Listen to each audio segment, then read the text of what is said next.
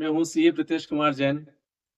और यदि आप कोई मकान या फ्लैट खरीदने जा रहे हो तो ये वीडियो आपके लिए महत्वपूर्ण हो सकती है। जी हाँ, मैं बात कर रहा हूँ कि एक मकान से होने वाली इनकम, किस प्रकार से इनकम टैक्स के अंदर आपको वहां पर टैक्स देना होता है, उसकी हम बात करने जा रहे हैं। कोई भी व्यक्ति किसी भी प्रकार से इनकम कमाई जाए, इनकम टैक्स के हिसाब से उसको 5 भागों में बांटा गया है। Income from salary, income from house property, income from business and profession, income from capital gain और इनकम फ्रॉम अदर सोर्सेज। तो मकान या फ्लैट से होने वाली इनकम को इनकम फ्रॉम हाउस प्रॉपर्टी की डेफिनेशन में रखा गया है। तो आज मैं डिटेल में बात करने की कोशिश कर रहा हूँ इनकम फ्रॉम हाउस प्रॉपर्टी के बारे में। हाउस प्रॉपर्टी के अंदर हाउस को दो डेफिनेशन में वहां पर इनकम टैक्स के हिसाब से बांटा गया है।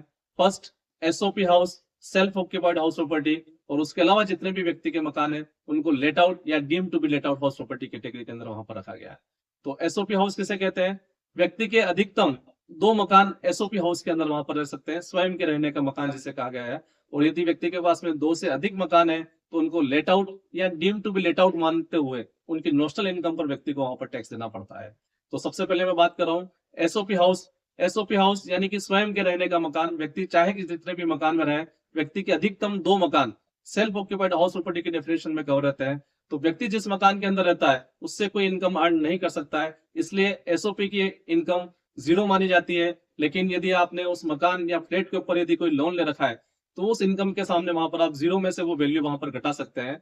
ऑल टैक्स यानी कि नॉर्मल टैक्स प्रोविजन के अंदर मैं बात करूं तो एसओपी के अंदर अधिकतम 2 लाख रुपए का ब्याज, मैक्सिमम 2 लाख रुपए की जो लिमिट है वो आप वहां पर लेस कर सकते हो। और ये 2 लाख रुपए की जो है वो आप किसी अन्य इनकम में से भी आप एडजस्ट कर सकते हो या कैरी फॉरवर्ड कर सकते हो, वो नॉर्मल प्रोविजन के अंदर है। और एसओपी के अंदर यदि मैं new tax regime section 155 BSE की बात करूं तो वहां पर 2 लाख रुपए का न तो आप सेटअप कर सकते हो, ना आप वहां पर किसी प्रकार से कैरी फॉरवर्ड कर सकते हो।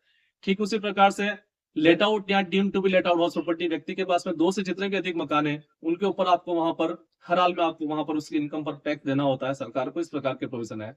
तो लेट आउट या deem to be let out house property के अंदर जो आपकी किराए की इनकम है उसमें से यदि आपने कोई नगर पालिका कर म्यूनिसिपल टैक्सेस दिए हैं तो उसको आप घटा सकते हो। साथ ही 30% स्टैंड डिडक्शन रेंट के अमाउंट का वो भी आप वहां पर बाय डिफॉल्ट सरकार की ओर से घटा सकते हो। और उसके बाद में इंटरेस्ट भी आप वहां पर लेस कर सकते हो।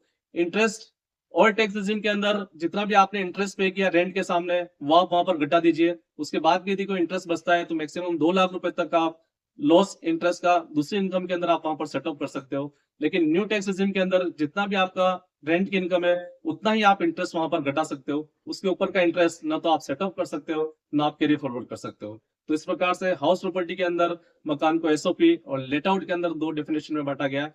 तो इस हिसाब से आप इसकी इनकम टैक्स की प्लानिंग कर सकते हैं। धन्यवाद।